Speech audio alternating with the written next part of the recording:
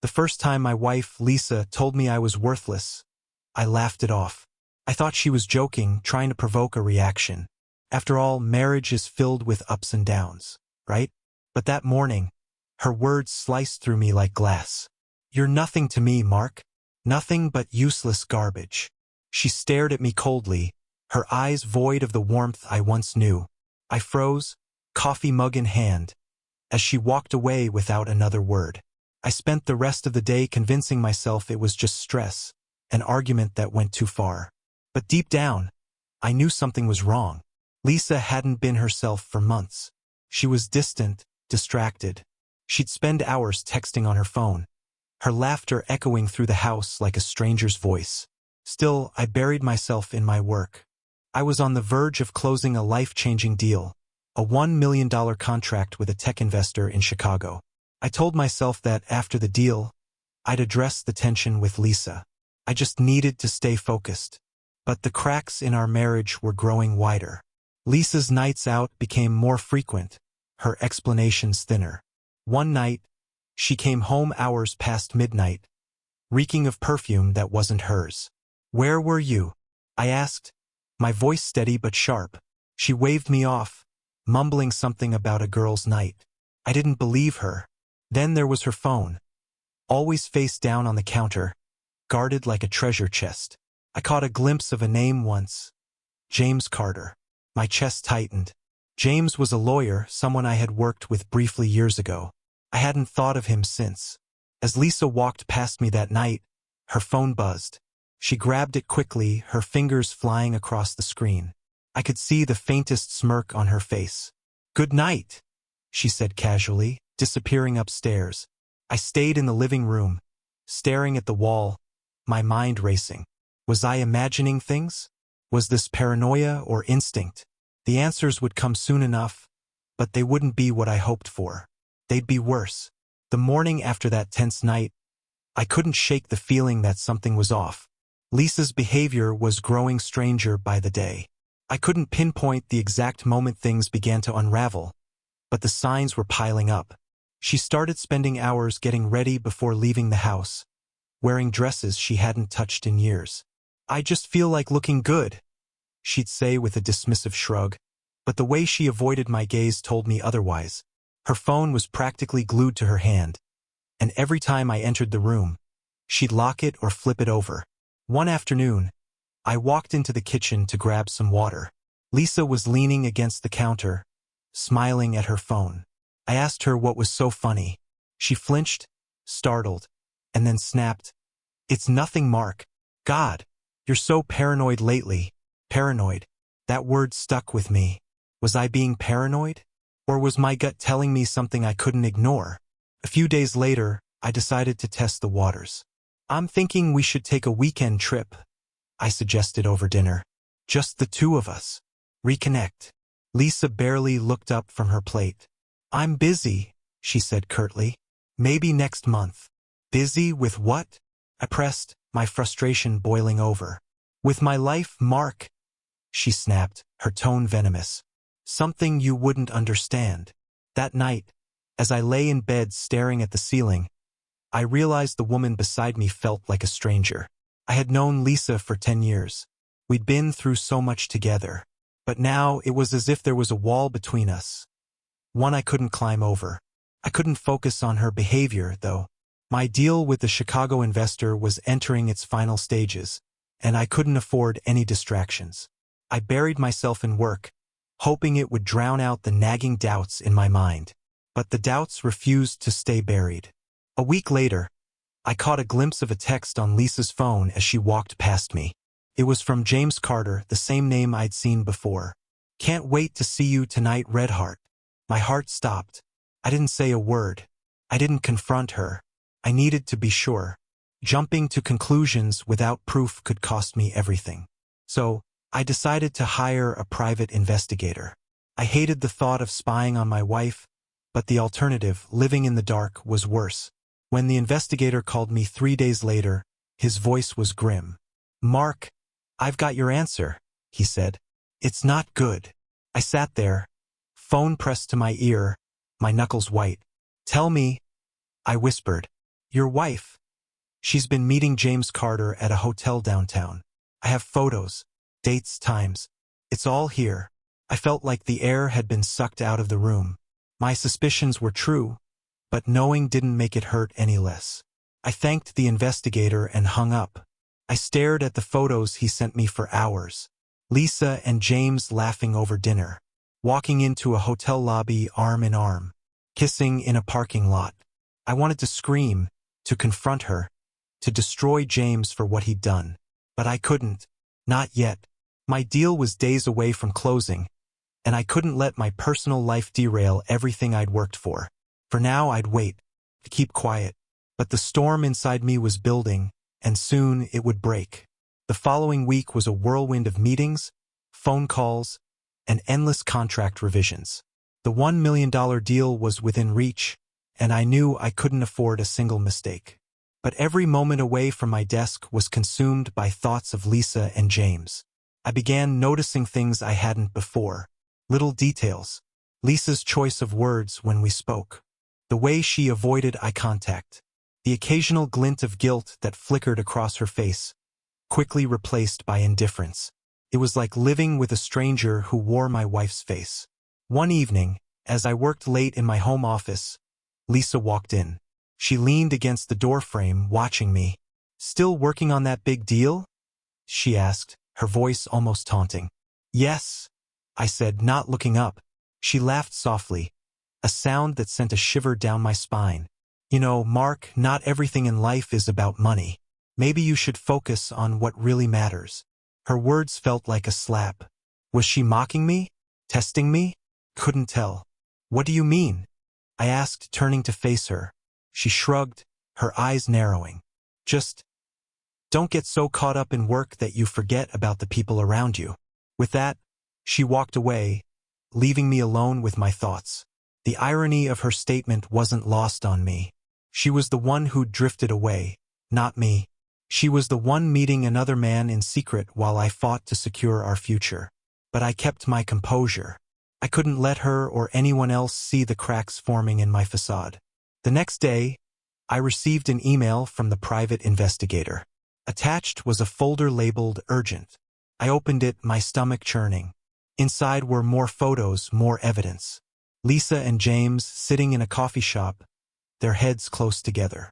Lisa signing what looked like legal documents. James smirking as he handed her a pen. What was she planning? I forwarded the email to my lawyer without hesitation. "I need to know what this is," I wrote. Quickly. Hours later, my lawyer called. "Mark, this isn't good," he said. "Those documents she signed? They're related to your deal. It looks like James is trying to interfere with your contract." My blood ran cold. Interfere how? James might be claiming that your company is in breach of some clause. If he convinces your investor, the deal could fall apart. I clenched my fists, anger boiling inside me. Lisa wasn't just cheating on me. She was actively trying to destroy my career. That night, I confronted her for the first time. I couldn't hold it in any longer. "Who is James Carter to you?" I asked as she came home late. Her face froze for a split second before she recovered. "Why are you asking me that?" "I know everything," I said, my voice low but firm. "The dinners, the hotels, the documents." She laughed, but it was hollow, forced. "You're insane, Mark. Maybe all this work has fried your brain." I stepped closer, my eyes locked on hers. "I'm not insane, Lisa, but you are if you think I'll let you ruin me." She stared at me for a moment, then turned and walked away without another word. As she disappeared into the bedroom, I sat down on the couch, my heart pounding. This wasn't just a betrayal anymore. This was war. The next morning, Lisa acted as though our confrontation the night before had never happened. She hummed softly as she made herself coffee, her movements casual, almost too casual. I watched her from the kitchen table, every muscle in my body tense. "You're quiet this morning," she said, not looking at me. "I didn't sleep well," I replied. She smirked, her back still turned. "Maybe you should try relaxing for once. All this stress isn't good for you." Her nonchalance made my blood boil. She wasn't even trying to deny it anymore. She was taunting me, testing how far she could push before I snapped. But I wasn't going to give her that satisfaction. That day, I met with my lawyer and the private investigator to go over the documents Lisa had signed with James. The lawyer confirmed my worst fear. James was trying to sabotage my deal by claiming that my company was in violation of a non-compete clause. It was a lie, of course, but a well-crafted one. If he succeeded, the investor might pull out of the contract entirely. "Do you think Lisa's involved in this?" my lawyer asked, his tone cautious. "She's more than involved," I said. "She's the one feeding him information." The thought made me sick. I had built my company from the ground up, sacrificing countless nights, pouring every ounce of energy into making it a success. And now, the person I had trusted the most was trying to tear it all down. That evening, I decided to test Lisa's loyalty one last time. I told her I had an important dinner with the investor and that it was crucial everything went perfectly. Her response was almost too enthusiastic. "Oh, that's great, Mark. I'm sure you'll do fine," she said with a smile that didn't reach her eyes. As I left the house, I called my assistant and asked her to monitor the investor's office for any unusual activity. My gut told me Lisa wouldn't let this dinner go smoothly, and I wasn't wrong. Halfway through the dinner, I received a text from my assistant. "James Carter just showed up at the investor's office. He's claiming to have new evidence against you." I excused myself from the table and stepped outside, my hands shaking with rage. I called my lawyer immediately. "Get to the investor's office now," I said. "I need you to shut this down." When I returned to the table, the investor, Mr. Hayes, looked concerned. "Is everything all right, Mark?" he asked. I forced a smile. "Just a minor issue with a competitor trying to stir up trouble," I said. "It's nothing we can't handle." But inside I was seething. Lisa and James had crossed the line. This wasn't just a betrayal anymore. It was an all-out attack on everything I had worked for. When I got home that night, Lisa was waiting for me in the living room. She was wearing the same smug expression I had come to despise. "How was your dinner?" she asked, feigning innocence. I walked past her without a word, heading straight to my office. I needed a plan, and I needed it fast. Lisa and James thought they could outsmart me, but they had underestimated one thing. I wasn't going to play by their rules anymore. The masks were off now, and the real battle was about to begin. By now, I had accepted the truth. Lisa wasn't just unfaithful. She was my enemy. The woman I once loved had become someone I no longer recognized. But if she thought I was going to let her destroy everything I'd built, she was wrong. That night, I sat in my office, staring at the framed photo of Lisa and me from our wedding day. The smiles felt like a cruel joke now. I placed the photo face down and opened my laptop. If Lisa and James wanted to play dirty, I'd beat them at their own game. The first step was gathering evidence.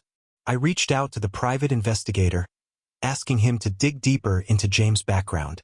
"I want everything," I said. "His finances, his past cases, his weaknesses. If there's dirt on him, I need it." The next step was setting a trap for Lisa. I needed to confirm her direct involvement in James' scheme.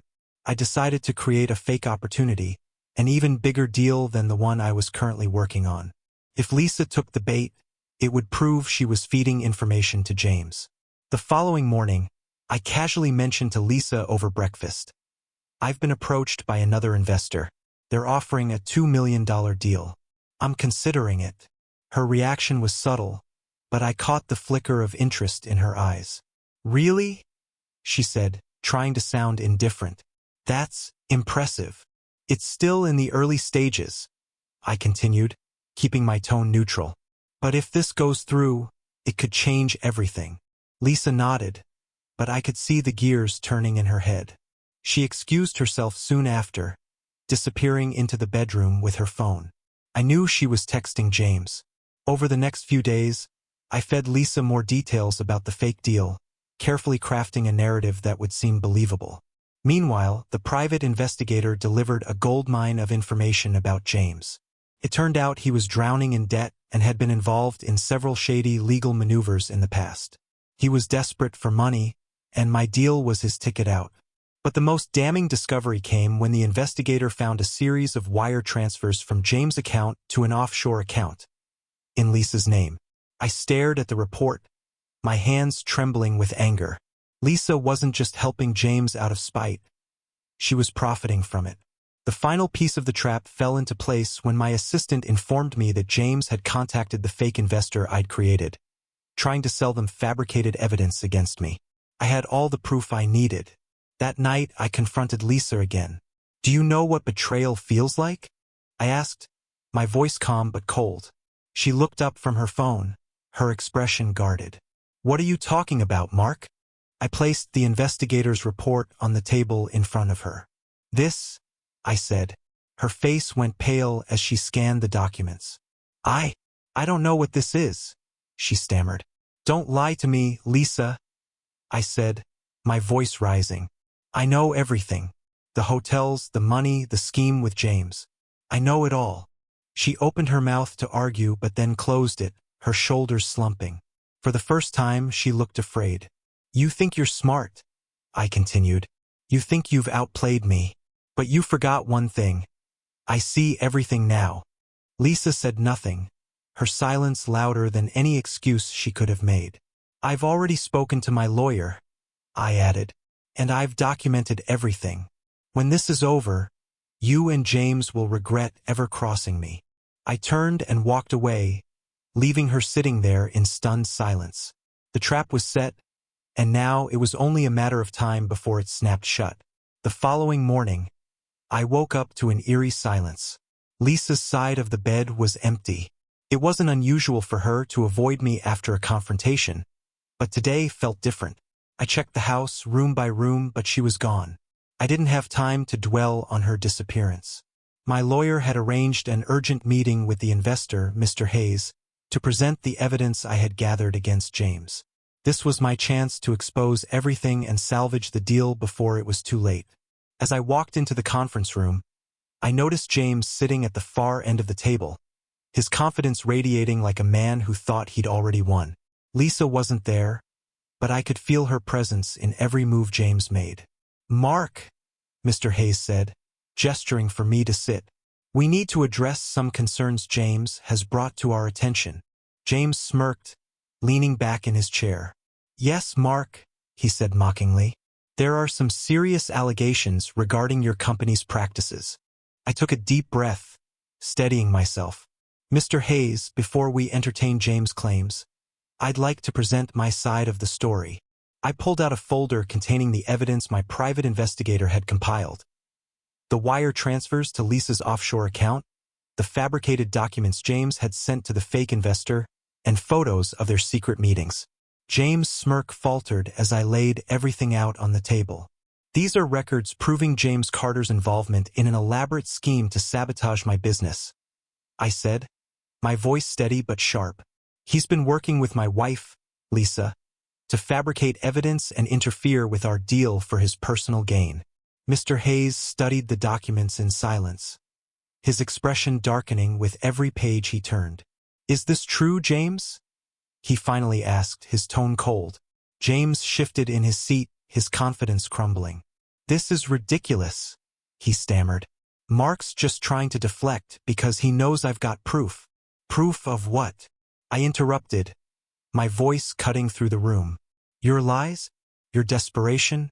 Or maybe your offshore account, where you've been hiding stolen funds?" James glared at me, but he had no comeback. He was cornered, and he knew it. Mr. Hayes stood up, his face unreadable. "I'll need some time to review this," he said, gathering the documents. "But if this is true, James, you've not only sabotaged this deal but also jeopardized my trust." James tried to argue, but Mr. Hayes raised a hand, silencing him. "Leave," he said firmly. James stormed out of the room, slamming the door behind him. I exhaled, the tension in my chest easing slightly. But the victory was short-lived. When I returned home that evening, the house was eerily quiet again. Lisa's belongings were gone. A single envelope sat on the dining table, addressed to me. I opened it, my hands trembling. Inside was a handwritten note. "Mark, you think you've won, But you don't know me as well as you think. This isn't over. Lisa. I clenched the note in my fist, my mind racing. Lisa wasn't finished, and I had no idea what her next move would be. The storm wasn't over, it was just beginning. The next few days were a blur. I couldn't shake Lisa's parting words from my mind. This isn't over. What did she mean? What was she planning? I had the deal hanging by a thread. Mr. Hayes hadn't made his final decision, and I could sense the hesitation in his tone when we last spoke. James had done enough damage to plant seeds of doubt, and Lisa's silence was like a ticking bomb. Then, on the third day, it happened. I was in my office when my assistant burst in, her face pale. "Mark," she said, her voice shaking. "You need to see this." She handed me her tablet, and my stomach dropped as I read the headline. Scandal in the making. CEO Mark Sullivan accused of fraud and embezzlement. The article was filled with lies, all carefully constructed to paint me as a criminal. Anonymous sources, fabricated evidence, and even fake financial records had been leaked to the press. It was a hit piece, and I knew exactly who was behind it. Lisa. My phone buzzed relentlessly with calls from board members, colleagues, and reporters. The damage was immediate. By the end of the day, my company's stock had dropped 15%, and Mr. Hayes had sent a terse email postponing our next meeting indefinitely. I sat in my office, staring at the chaos unfolding around me. Lisa had done more than sabotage the deal. She was trying to destroy me entirely. But why? What was driving her to go this far? The answer came that evening when I received a call from an unknown number. I hesitated before answering, my heart pounding. "Mark," came Lisa's voice, cold and detached. "What the hell is wrong with you?" I snapped. "Do you have any idea what you've done?" She laughed softly, a sound that sent chills down my spine. "Of course I do. You thought you could outsmart me, but you forgot who I am. I'm not some passive little wife you can ignore while you play the big businessman." "Why, Lisa?" I demanded. "Why go this far? What do you want from me?" There was a pause, and when she spoke again, her voice was sharp and venomous. "You took everything from me, Mark. My time, my life, my trust. Now I'm taking it back, and making sure you pay for every second of it." I gritted my teeth, trying to keep my composure. "You've made your point, but if you think I'm going to let you ruin me, you're wrong." "We'll see," she said, her tone almost playful. "Good luck, Mark. You're going to need it." The line went dead, leaving me sitting in silence. That night, I didn't sleep. I combed through every connection, every resource, trying to figure out how to contain the damage. The private investigator worked overtime, digging into every possible lead on Lisa's and James' activities. By morning, I had a plan. Lisa wanted a war? She'd get one. But this time, I wasn't just defending myself, I was going on the offensive. Lisa's arrogance would be her downfall. She had underestimated just how far I was willing to go to protect what was mine. The first rays of sunlight found me at my desk, my laptop humming as I worked through the night. I'd made up my mind. I wasn't going to sit idly by while Lisa and James dismantled my life piece by piece. The first step was damage control. I called my PR team and laid it all out. They were shocked, of course, but I didn't have time for their disbelief. "I need you to counter this narrative immediately," I said. "Find inconsistencies in the article. Discredit the sources. If we push back hard enough, we can plant doubt in the public's mind." They promised to act quickly, and I moved on to the next phase of my plan. The private investigator had found something interesting in James' financial records, a series of payments to a shell company tied to another high-profile legal dispute. The case had been quietly settled, but the implications were damning. James had a pattern of blackmailing his opponents and profiting from their downfall. Armed with this information, I arranged a meeting with Mr. Hayes. I needed him to see the truth before he made any decisions about the deal. "Mark," Hayes said as I entered his office, his expression wary, "I've been hearing a lot of things. You need to convince me that you're not the man they're painting you to be." I placed a folder on his desk, filled with the investigator's findings. "James Carter is a fraud," I said bluntly. "He's done this before and he'll do it again. This is his playbook, Mr. Hayes. He creates scandals, manipulates the narrative, and profits while his victims are left to pick up the pieces. Hayes flipped through the documents, his brow furrowing. "And Lisa?" he asked. "Where does she fit into all of this?" "She's his accomplice," I admitted, the words bitter on my tongue. "But this isn't just about her. It's about James and his attempts to undermine your trust in me. He knows this deal is critical, and he's betting that you'll walk away before the dust settles." Hayes leaned back in his chair, his gaze piercing. "I need time to process this," he said. "But if what you're saying is true, you've got a hell of a fight ahead of you." "I'm prepared for that," I replied. "I just need you to give me the chance to prove it." The meeting ended on a tentative note, but I could tell Hayes was beginning to see the cracks in James' facade. As I left his office, my phone buzzed with a text from the private investigator. "Lisa just booked a flight to Chicago. Departing tonight. Want me to follow?" Chicago. That was James' home base. Whatever Lisa was planning, it was happening there. I texted back, "Yes, keep me updated."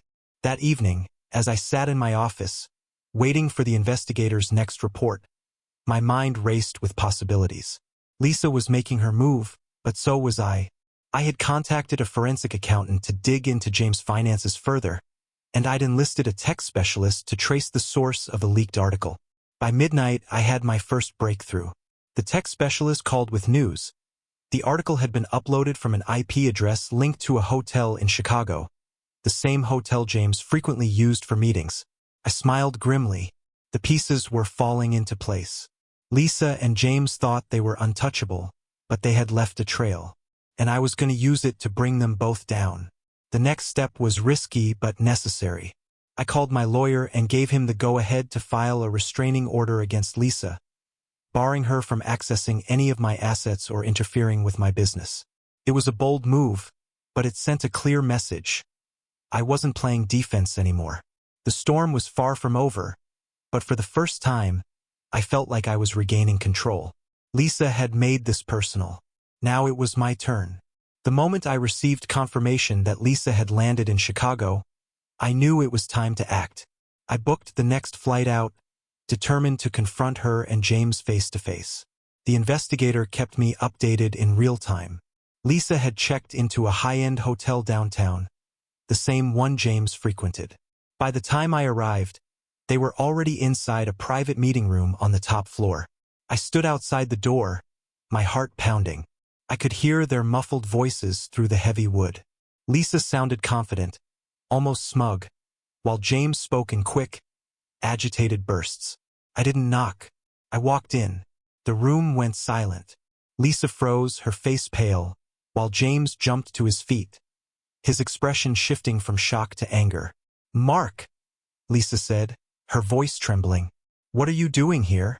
"I should be asking you the same thing," I replied, my gaze shifting between the two of them. "Plotting your next move?" James stepped forward, trying to regain control.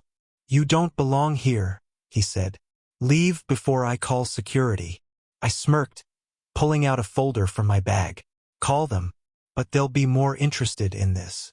I tossed the folder onto the table. Inside were the latest findings. Evidence tying James to the fraudulent article and proof of Lisa's financial gains from the sabotage. Lisa's face turned red, her confident facade crumbling. James grabbed the folder, flipping through it with shaking hands. "You're finished," I said, my voice cold. "Both of you." Lisa opened her mouth to speak, but no words came out. James, however, wasn't ready to surrender. "This doesn't prove anything," he spat. "You think you're untouchable, but you're just as vulnerable as anyone else." I leaned in, my voice low and steady. "The difference is, I've learned from my mistakes. And now, I'm ready for whatever comes next." With that, I turned and walked out, leaving them to stew in their failure. The war wasn't over, but the tides had turned in my favor. By the time I returned to New York, the pieces were falling into place. I had the evidence, I had the leverage, and now all I needed was the final blow. Mr. Hayes had seen enough. With James and Lisa out of the picture, he decided to move forward with the deal, and the funds were transferred by the end of the week. But I wasn't done yet. Lisa had crossed a line, and I wasn't going to let her get away with it. I filed for divorce, and with the documentation I'd gathered, I ensured she'd have nothing. The final twist? A quiet phone call to James, warning him that the authorities were closing in on his illegal activities. The message was simple: "You're finished." As the dust settled, I felt a strange sense of peace. My world had been shattered, but in the end, I had rebuilt it, stronger and unyielding. Months passed since the chaos. Lisa was out of my life, and so was James. The scandal had died down, but the scars remained. I had rebuilt my company from the ground up. The deal with Mr. Hayes had paid off, and my business was thriving once again. But it wasn't just the business that had grown, so had I. The betrayal had changed me. I learned to trust myself above all else, to be cautious with those closest to me, and to never let anyone destroy what I had worked for. One evening, as I sat at my desk, I thought about everything that had happened. The lies, the deception, the heartbreak. In the end, I had come out on top, and that, more than anything, was the sweetest revenge. But I knew that the real victory wasn't in what I had achieved. It was in the lessons I had learned. And I would never forget them. And that's how I turned betrayal into triumph. Life tested me, broke me, and forced me to rebuild from the ashes. But in the end, I came out stronger. What would you do in my shoes? Would you fight back or walk away? Let me know in the comments. I'd love to hear your thoughts. If the story resonated with you, hit that like button and share it with someone who needs a reminder to never give up. And don't forget to subscribe to my channel for more gripping stories that will leave you thinking long after they're over. This isn't the end, it's just the beginning. Stay tuned.